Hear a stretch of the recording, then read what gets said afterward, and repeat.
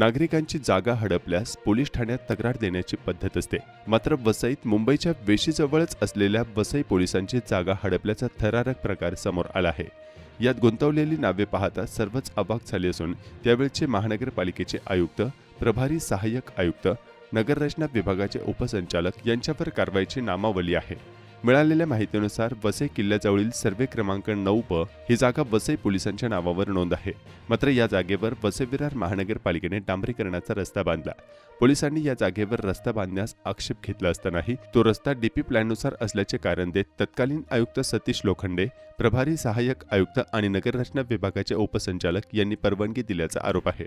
मात्र पोलिसांची जागा अधिकृतरित्या महानगरपालिका ताब्यात देण्यात आली नव्हती, तरीही रस्त्याला मंजुरी देण्यात आल्यानं हा प्रकार जागा हडप व दस्तऐवज फसवणुकीचा मानला जात आहे।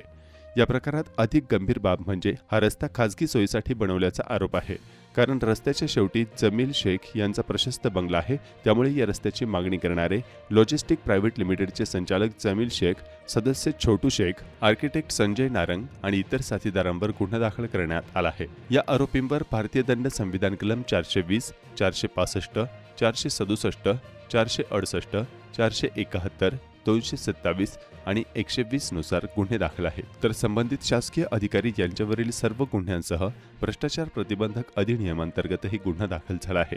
हा गुन्हा आधी वसई पोलीस ठाण्यात नोंद झाला असून पुढील तपास आर्थिक गुन्हे शाखेकडे वर्ग करण्यात आला आहे। सध्या तरी कोणालाही अटक झाली नाही। तसेच या प्रकरणात जमील शेख किंवा महानगरपालिकेच्या अधिकाऱ्यांची प्रतिक्रिया मिळू शकलेली नाही।